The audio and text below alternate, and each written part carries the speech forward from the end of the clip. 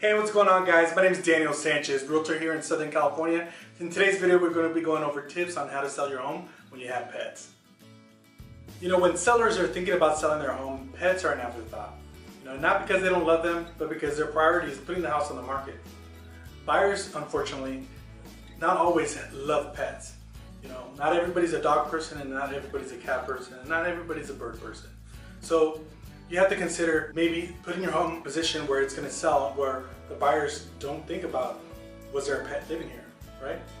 One thing that you should also consider is, just like that famous Febreze commercial, you might have gone nose blind, right?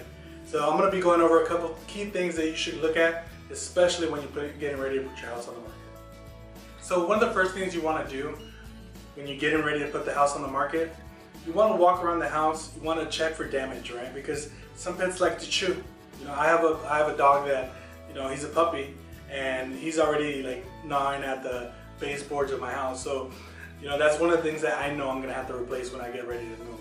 So you should do the same thing. Walk through your house, do a walkthrough, you know, check behind couches, check behind, you know, tables and see if there's any scratches, bite marks, things that you might have to, you know, have to putty over, replace, or paint over to make sure that when somebody comes in, they don't look at that as damage, because they'll focus on those kind of things and it'll hurt the sale of your home.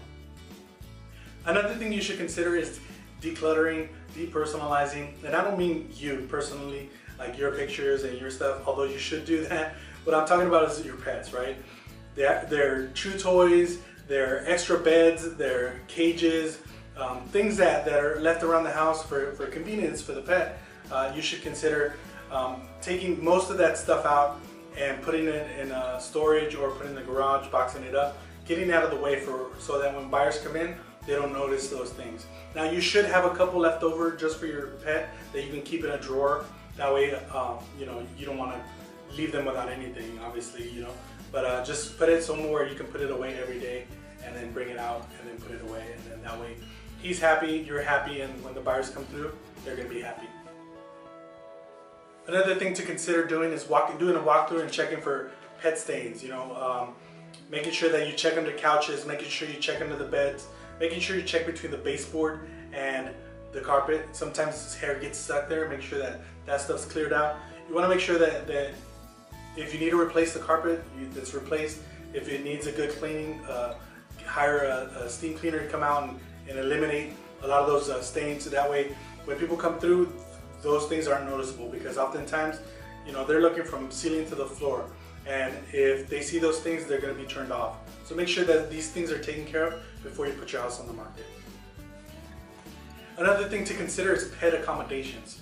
Why? Well, because you're going to be having showings and you want buyers to be able to see the property as many times as possible and the shortest notice as possible, right? Usually with pet owners, they need 24 hours and a little bit more sometimes to show a home, and sometimes that puts off buyers. So if you have something available already or a plan available, right, you can either have, you know, hey, we're going to be taking them to the park, or we're going to be taking them to work that day, or we're going to be taking them out for a walk through the neighborhood, or we have a kennel set up for them, or you can even do a doggy daycare or a pet daycare. One thing that I wouldn't recommend, but if it's a final resort, then, you know, obviously you have to, if you keep them in a designated room, and then just make sure you put a sign out there that says do not open, pet inside, and maybe put a picture of the room on the door. That way, you know, they don't have to open that room to see it. That's the final one that I would not recommend doing, but any of the other ones is fine. You want to make sure you do this so you can do as many showings as possible.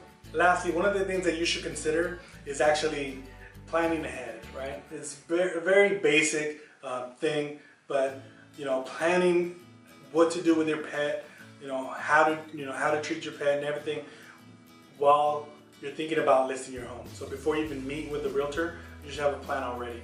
And when you do meet with the realtor, let them know, hey, I have a pet. This is very important to me, you know, because one of the things that people don't consider is the fact that the pet is going to be confused during this time. You know, it's going to be a very stressful time for your pet. You know, random people are going to be showing up to their property. Random smells are going to be, you're going to be detecting random smells, and then when you make the move, You know, they're going to be going from one place to another. So plan ahead, read on what you can do to make the move easier on your pet, because I know you love them just like I love my dog. You know, I know you love your pets, and you want to make sure that this move is smooth for you, but also smooth for them. Now, those were my tips on what to do whenever you're ready to sell your home when you have pets.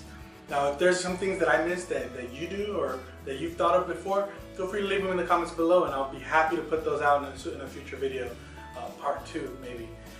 If you have any questions or if you need any services as far as selling your home, I'm happy to help you guys out. I'm here in Southern California, and if you're not here in Southern California, I can definitely recommend somebody to send you to.